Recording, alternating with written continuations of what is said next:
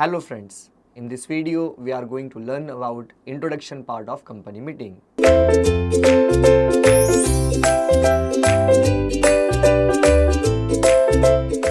So friends, आज इस video में हम बात करेंगे कि हमारी जो कंपनी है उस कंपनी के अंदर डिफरेंट टाइप्स की मीटिंग होती है और ये मीटिंग का होना क्यों ज़रूरी है या किसी कंपनी में मीटिंग क्यों रखी जाती है। तो बेसिकली हम जानते हैं कि कंपनी में जो फंड इन्वेस्ट करने वाला पर्सन होता है उसे हम शेयर होल्डर कहते हैं और उसी तरह से कंपनी को जो मैनेज करने वाला पर्सन है उसे हम डायरेक्टर कहते हैं। सो यहाँ पर बेसिकली अगर देखा जाए कि कंपनी का पूरा मैनेजमेंट डायरेक्टर्स के पास है, बट जो फंड का इन्वेस्टमेंट किया है कंपनी में वो शेयर होल्डर है। तो शेयर होल्डर जो है वो कंपनी के डे टू डे अफेयर्स को नहीं देखता, यानी कि मैनेज नहीं करता।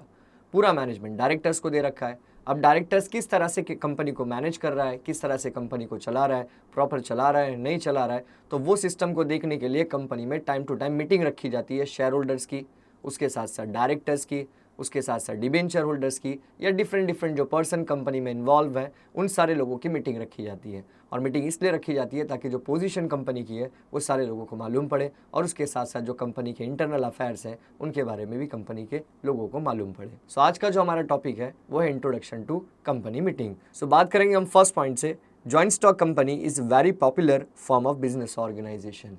सो बेसिकली हमने इससे पहले वाले वीडियोस में देखा है कि जो कंपनीज़ है वो डिफरेंट फॉर्म्स है दूसरे फॉर्म्स ऑफ कमर्शियल ऑर्गेनाइजेशन से, यानी कि वर्ल्ड में अगर देखे जाए तो अलग अलग टाइप के ऑर्गेनाइजेशंस होते हैं। जैसे हमने पहले पार्ट्स में देखा कि एक सोल ट्रेडिंग कंसर्न है, एक पार्टनरशिप फर्म है, जॉइंट हिंदू फैमिली बिजनेस है, कोऑपरेटिव सोसाइटी है, उसी तरह से जॉइंट स्टॉक कंपनी है। जॉइंट स्टॉक कंपनी जो है ये जो बाकी जो फॉर्म्स ऑफ ऑर्गेनाइजेशन है उससे क्या है, डिफरेंट है। क्यों? क्योंकि जॉइंट स्टॉक कंपनी में लार्ज मेंबरशिप होती है और लार्ज कैपिटल होता है as compare to other forms of commercial organisation.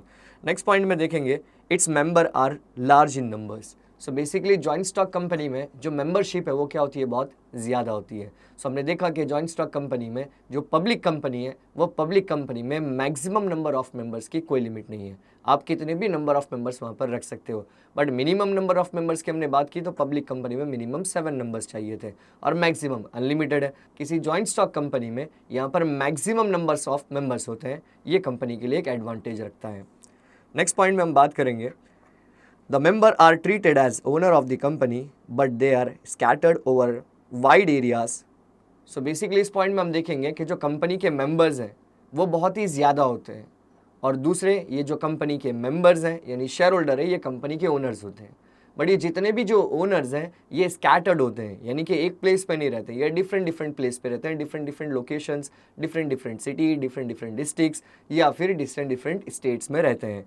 इसीलिए आगे कहते हैं have their own business hence they can not practically manage the daily company affairs under such circumstances it become necessary to make the separation of ownership from the management. So basically हमने देखा कि company के जो owners हैं यानी share holder या जो members हैं वो मेंबर्स जो है स्कैटर्ड है, यानी डिफरेंट प्लेस पर रहते हैं। अगर वो डिफरेंट लोकेशंस पे डिफरेंट स्टेट में या फिर डिफरेंट डिस्ट्रिक्ट में रहते हैं तो वो लोग अपने अपने बिजनेस में पर्सनली इंगेज होते हैं, यानी कि वो बेसिकली बात करें तो वो लोग कंपनी में ज़्यादा इंटरेस्टेड नहीं होते क्योंकि उनका पर्सनल जो बिजनेस होता है वो अपने पर्सनल बिजनेस को मैनेज करते हैं।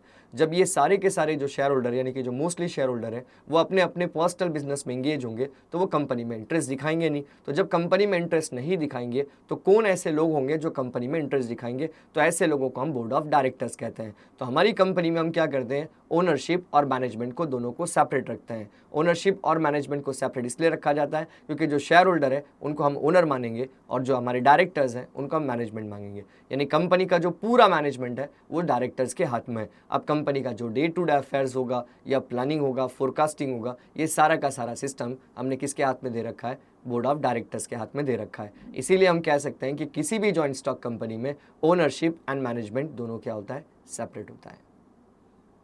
Thank you friends.